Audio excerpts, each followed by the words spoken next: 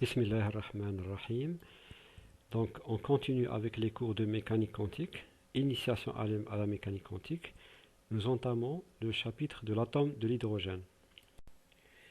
Nous commençons par définir le moment cinétique en mécanique quantique. Nous vous rappelons la formule en bleu du moment cinétique en mécanique classique. En mécanique classique, c'est le vecteur position R vectoriel, le vecteur quantité de mouvement, impulsion P. P c'est mv et R c'est OM. Nous montrons en rouge ce qu'on obtient quand on fait le produit vectoriel. Vous pouvez utiliser la méthode du déterminant.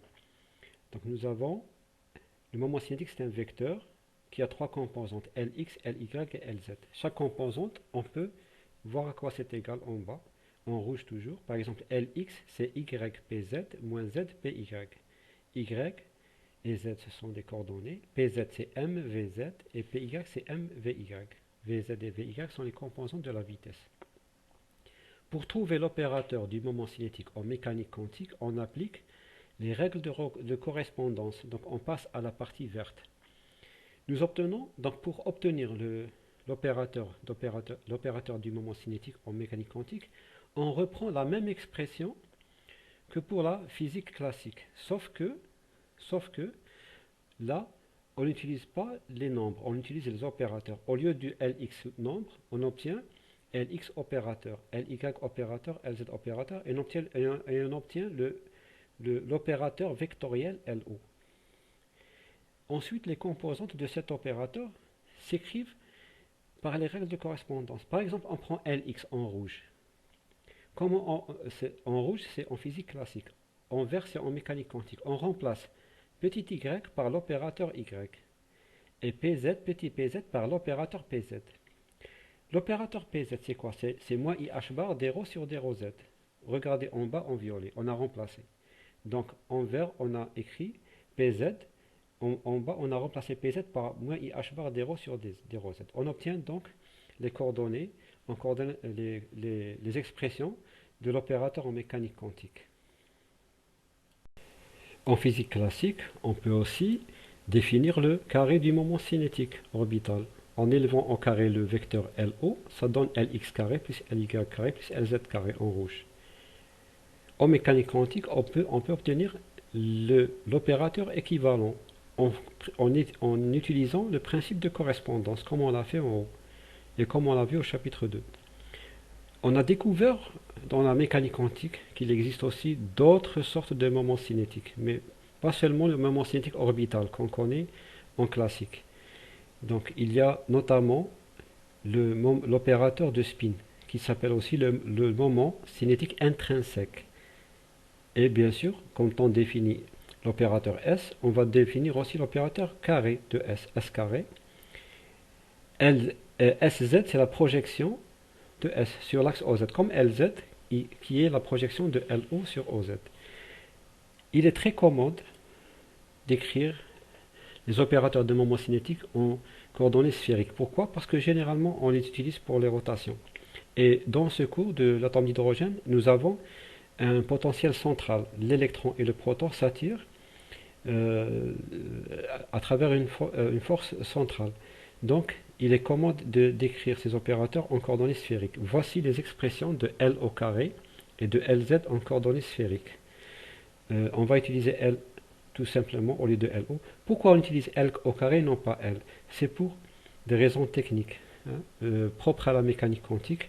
On ne va pas faire ça en détail. C'est un cours d'initiation à la mécanique quantique. Puisque les opérateurs L au carré et Lz ne s'écrivent qu'en fonction des coordonnées angulaires, θ et φ, il n'y a pas la coordonnée R, alors leurs fonctions propres vont contenir seulement ces coordonnées, θ et φ. Les fonctions propres de L au carré et Lz, on les appelle les harmoniques sphériques. On les note y et θ φ. Pourquoi y? C'est un symbole. Il ne faut pas avoir peur des symboles. C'est un symbole qui est couramment utilisé pour les moments cinétiques. C'est une fonction tout à fait normale, comme vous avez vu en mathématiques. Alors, l'opérateur L au carré, il agit sur y θ φ Donc L au carré, quand on l'applique à Y, il va donner L facteur de L plus 1 fois H bar au carré fois Y. Donc ça, c'est une équation aux valeurs propres, comme H psi égale à E psi. Mais ici, on n'a pas l'opérateur H, on a l'opérateur L au carré. On n'a pas la fonction psi. On a une autre fonction qui est Y et qui dépend de deux coordonnées, θ et φ. Et au lieu d'avoir H psi égale E psi, au lieu d'avoir E comme valeur propre, on a ici L fois L plus 1 fois H bar au carré. LZ, c'est un autre opérateur. C'est la composante sur OZ du moment cinétique. LZ, elle a la même fonction propre que L au carré. On sait ça en mécanique quantique. Et quand on applique à cette fonction propre, on trouve MH bar fois Y. Donc remarquez, chaque opérateur, quand on l'applique à la fonction propre, c'est comme si on applique, c'est-à-dire on mesure L au carré, quand on l'applique à Y, on mesure le carré du moment cinétique. Et la mesure, qu'est-ce qu'elle donne? Elle donne L fois L plus 1 fois H bar au carré. C'est ça le moment, la valeur du moment cinétique orbital au carré. Donc quand on fait la racine carrée de ça, on trouve le moment cinétique orbital. LZ, on mesure la composante du moment cinétique sur l'axe OZ. Donc on va trouver M, un nombre entier, fois H bar.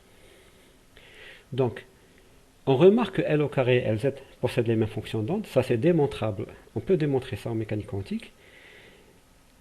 L'écriture normalement, en mécanique quantique, au lieu d'écrire Y, on écrit YLM pour qu'on se rappelle des valeurs propres, L et M. L, en fait, c'est pas L et M, c'est L fois L plus 1 H bar carré et M H bar. Mais pour abréger, pour résumer, on met L et M seulement.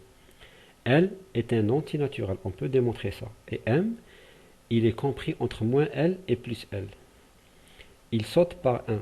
Par exemple, si L est égal à 2, M, il est compris entre moins 2 et 2. Il prend les valeurs moins 2, moins 1, 0, 1 et 2. De la même façon, S au carré et SZ, ce sont les opérateurs, le carré de l'opérateur de spin et la projection de l'opérateur de spin sur l'axe OZ. Ce sont des opérateurs qui ressemblent à L au carré et LZ, ce sont des opérateurs de moment cinétique, mais pas orbital, moment cinétique intrinsèque de spin. La valeur propre de S au carré s'écrit S fois S plus 1 fois H bar au carré, et celle de SZ c'est MS fois H bar. Regardez, il y a une ressemblance dans la phrase en haut. Dans la deuxième phrase, là, il y a une différence. S, il peut être soit entier, naturel, soit demi-entier. C'est pas comme le L. Le L en haut, dans le diapositive précédent, il est entier. Le L, il est entier naturel seulement. S, il peut être entier naturel ou bien demi-entier. Tout ça, c'est démontrable, c'est démontré.